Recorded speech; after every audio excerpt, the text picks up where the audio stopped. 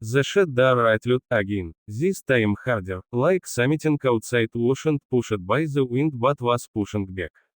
Jack instinctively reached for the revolver holstered at his hip, fingers brushing the worn grip.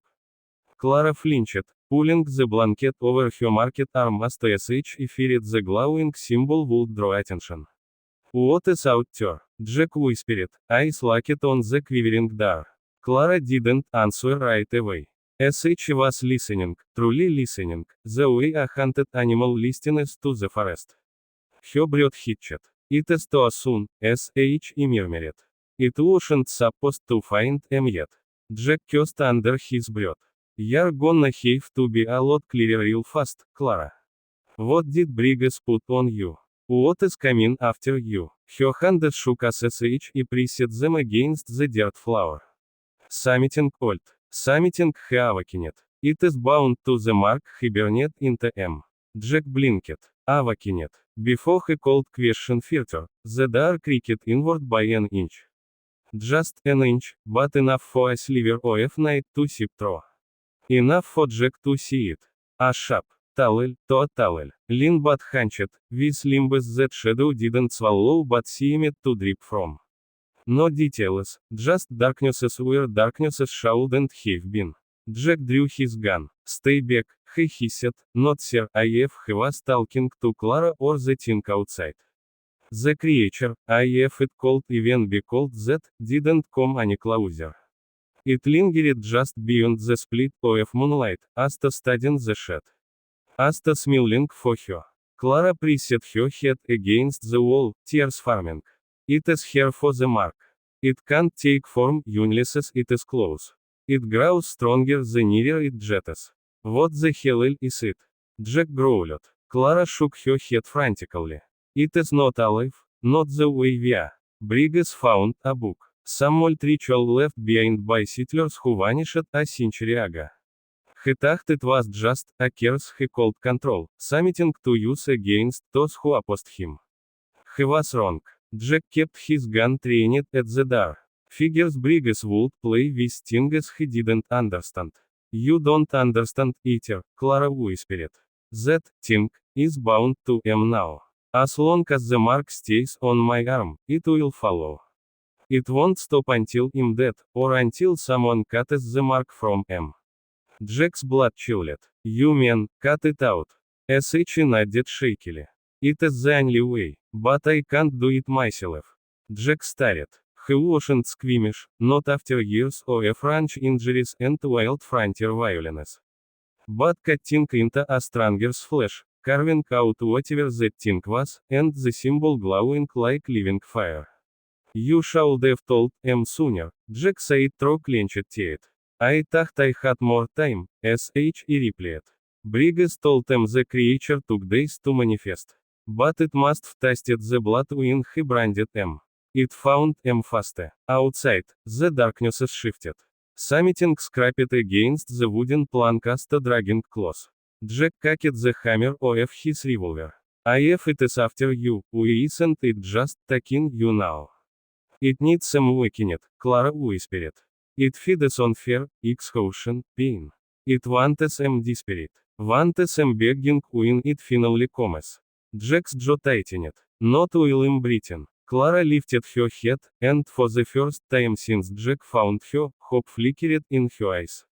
Yet help him. Another slam hit the shed wall. Dust fell from the rafters.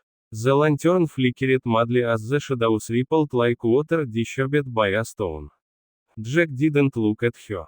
Ain't in my nature to let someone die in front of him. He holstered his revolver, grabbed a metal pitchfork leaning in the corner, and planted himself between Clara and the door. Can't shoot shadows, he muttered.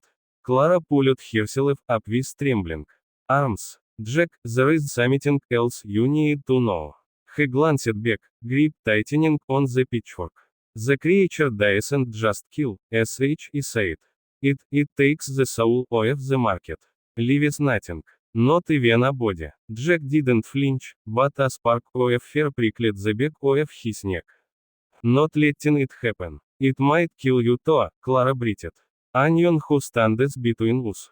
Sight something, Jack growled. Let it 3. Outside, the creature's shadow contacted. A thin arm stretched, longer than any human arm should be, pressing its shape against the crack of the door. The wood groaned. Jack, Clara whispered, voice barely audible. It is forcing its way in. Jack steadied his breath. Then everything happened at once.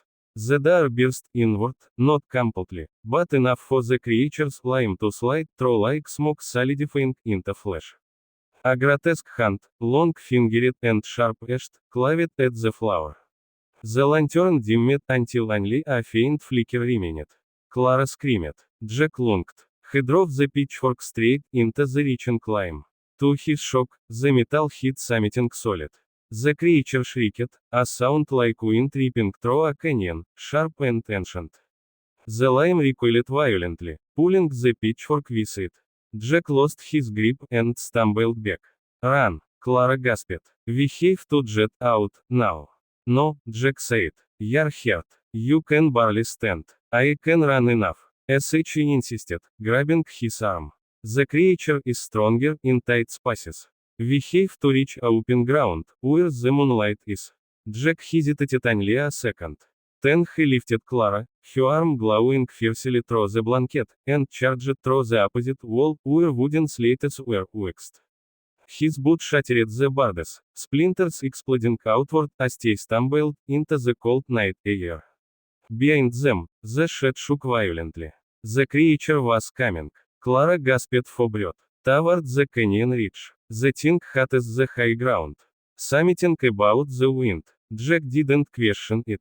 He hauled her along, moving as fast as her injured body allowed. The desert flower trembled with the movement of something unnaturally large and close. A shadow slithered across the ground beside them, long, distorted, gaining speed. Clara's glowing mark pulsed like a heartbeat gone mad. Jack, she cried. It is almost. A gust of sea wind blasted past them as the creature lunged from the darknesses, its form half-shaped, half-shadow, rising taller than the shed it escaped. Its mouth, if it was a mouth, stretched into a black, endless void. Jack swung his body around Clara, shielding her. The creature descended. And then, a cracking boom split the sky. A gunshot. But not from Jack. From somewhere behind them, the creature reeled back, shrieking as a burning streak tore through its shadowed form. The night split open with light as a man on horseback thundered into view, caught whipping behind him, rifle raised, ice cold as river ice. Jack's stomach dropped. Sheriff of Briggs. Clara's face went pale. No, no, not him. Briggs cocked his rifle again, his expression twisted into a cruel grin. Well now, he called out, voice echoing across the desert, looks like my runaway finally brought the beast to full strength. Jack positioned himself between Clara and Briggs, furious. You did this to her. You brought this nightmare. Briggs smirked. Oh, of course I did. Power don't come free, Rourke. And she's the last piece I need. That creature ain't here to kill her. It is here to finish the ritual. The creature turned, focusing not on Clara, but on Briggs now, drawn to the brander who had summoned it. Briggs didn't look afraid. He looked triumphant. Stay aside, Rourke, Briggs commanded. Order for a woman who was never meant to live. Jack clenched his fists, the creature surged forward, Briggs fired again, and the desert erupted into chaos.